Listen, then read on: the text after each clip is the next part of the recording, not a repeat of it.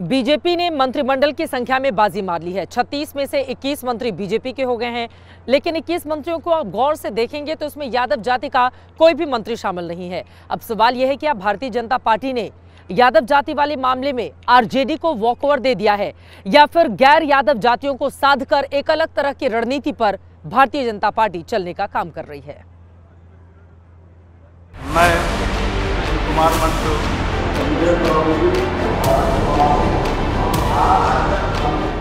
मिश्रा जी ने शपथ ली, सिंह साहिब मंत्री बने। पटेल और कुशवाहा जी को भी बीजेपी ने मंत्रिमंडल विस्तार में जगह दी, लेकिन बीजेपी ने बिहार में किसी को मंत्री नहीं बनाया, तो वो है यादव जी। बिहार में कुल 54 यादव विधायक हैं। सबसे ज्यादा आरजेडी से 35 यादव विधायक हैं। इनमें से बीजेपी के यादव विधायकों की संख्या 8 है, जेडीयू के 7, लेफ्ट 3, कांग्रेस के 1 यादव विधायक है। मतलब आरजेडी के बाद सबसे ज्यादा यादव विधायक बीजेपी के पास है। बावजूद इसके बीजेपी ने इस टर्म में किसी यादव को मंत्री नहीं बनाया।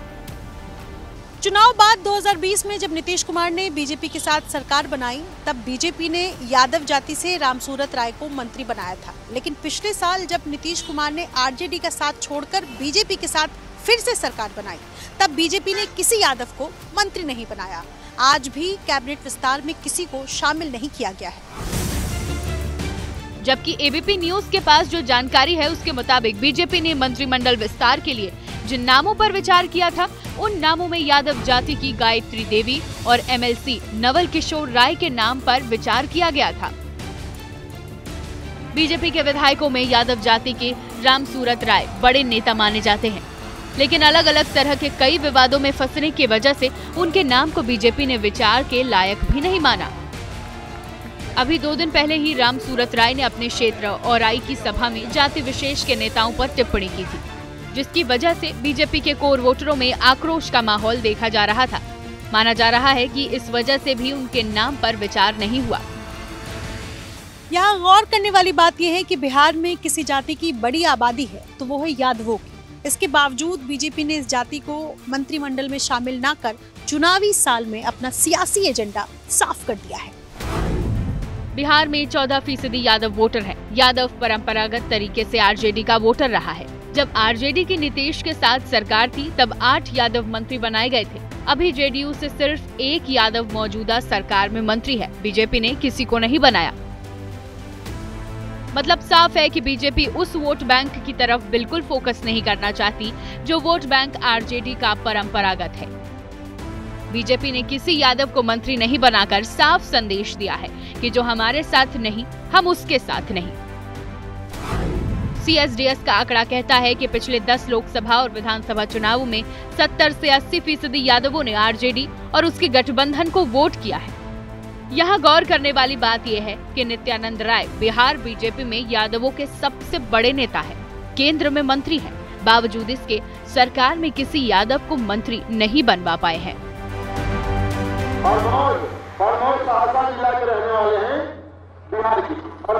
एक व्यक्ति एक पद का पालन करते हुए बिहार बीजेपी के प्रदेश अध्यक्ष दिलीप जायसवाल ने मंत्री पद से इस्तीफा दे दिया, लेकिन उनके इस्तीफे को तुरंत ही विरोधी दलों की ओर से लपक लिया गया। एक तरफ उनके रेजिग्नेशन में बहुत सारी हिंदी की अशुद्धियां निकाली गई, तो दूसरी तरफ ये कहा गया कि भारतीय जनता पार्टी बिहार बीजेपी में बहुत ज्यादा गुटबाजी चल रही है। हालांकि दिलीप जायसवाल ने भी पलटवार करने में देर नहीं लगाई। एक व्यक्ति एक पद सिद्धांत के आलोक में अपना इस्तीफा माननीय मुख्यमंत्री महोदय को मैंने अभी सौंप दिया। कैमरे पर मंत्री पद से इस्तीफे का ऐलान करने के साथ ही बिहार बीजेपी अध्यक्ष दिलीप जायसवाल ने मुख्यमंत्री के नाम का इस्तीफे वाला पत्र लिखा। अब इसमें लिखे शब्द बिहार की सियासत में सनसनी मचाए हुए हैं। बिहार सूचित, डॉक्टर, इस्तीफा, कार्रवाई। इन 5 शब्दों पर बिहार में सियासी बवाल मचा हुआ है। इस लेटर के केंद्र में है बिहार बीजेपी के अध्यक्ष दिलीप जायसवाल। मुख्यमंत्री नीतीश कुमार को लिखी इसी चिट्ठी में दिलीप जायसवाल ने मंत्री पद से इस्तीफे की घोषणा की। मंत्री पद जाने का गम कम भी नहीं हुआ था कि इस्तीफे में वर्तनी अशुद्धि करके घिर गए। पूर्व मंत्री जी ने लिखा, सेवा में माननीय मुख्यमंत्री जी, बिहार सरकार सादर सूचित करना है कि मैं डॉक्टर दिलीप जायसवाल मंत्री राजस्व एवं भूमि सुधार विभाग के पद से स्वेच्छा से इस्तीफा देता हूँ। सादर सूचनार्थ एवं आवश्यक कार्यवाही हेतु प्रेषित। लेटर में बिहार की जगह विहार, सूचित को सुचित, डॉक्टर को डॉक्टर, इस्तीफा को इस्तीफा और कार्यवाही को कार्यवाही लिखा है। विरोधी इन्हीं अशुद्धियों को हाईलाइट कर बीजेपी को भी घेर रहे हैं। भारतीय जनता पार्टी तो अशुद्धि का एक समूह है, सारे डिफेक्टर्स वहाँ, सारे भ्रष्ट लोग वहाँ, तो फिर उससे आप क्या उम्मीद रखते हैं? शब्दों में वर्तनी की अशुद्धियों पर सोशल मीडिया में भी चर्चा होने लगी।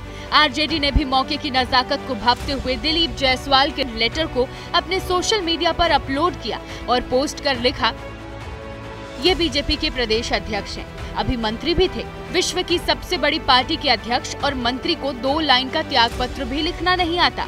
बिहार तक भी सही नहीं लिखा है जनाब ने। ये मेडिकल कॉलेज के मालिक भी हैं। पत्र में अशुद्धियां गिनाइए। पत्र में वर्तनी अशुद्धियों का चैलेंज देते देते खुद आरजेडी बिंदी का इस्तेमाल करना चूक गई। आरजेडी के भाषा ज्ञान पर जवाब देने खुद दिलीप जायसवाल सामने आए।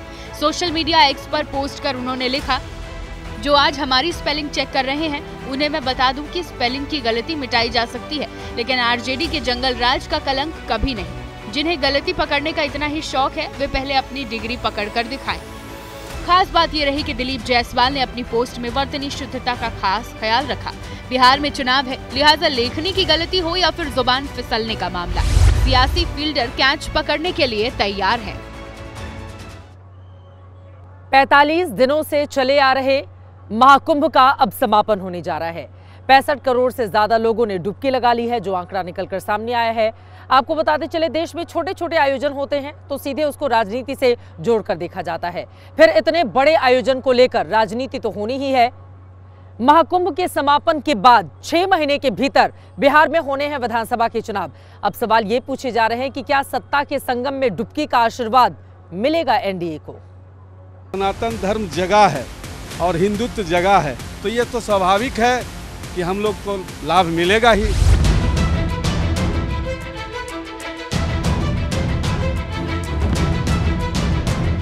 महाकुंभ के समापन के बाद पहला चुनाव बिहार में है।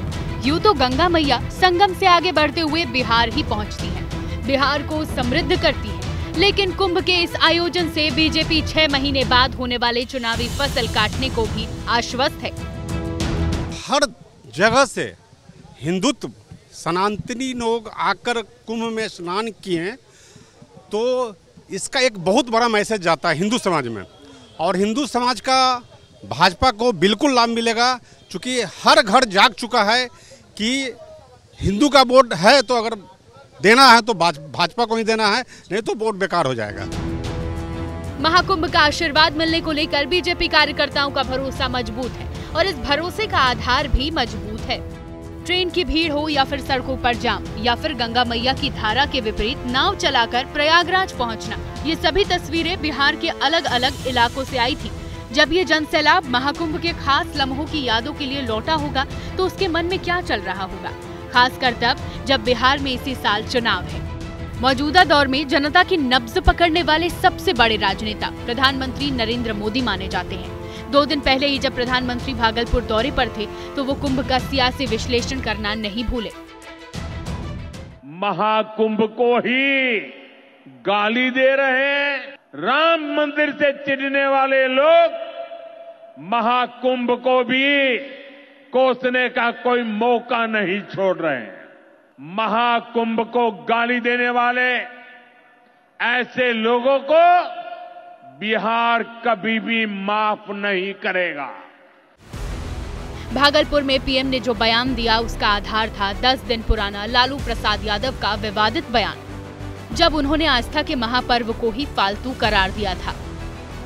सब कुंभ का क्या कोई मतलब है? फालतू है, कुंभ।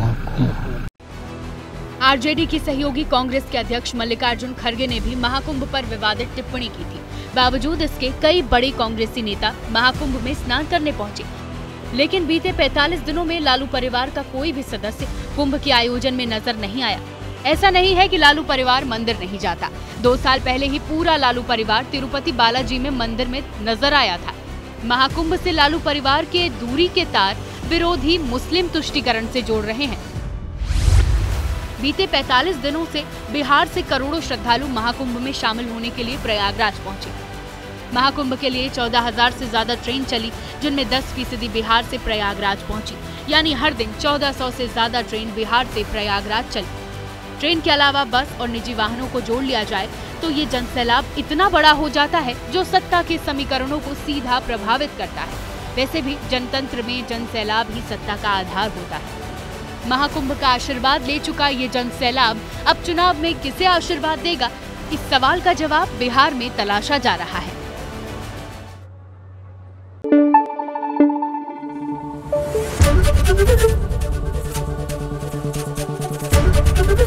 एबीपी न्यूज आपको रखे आगे।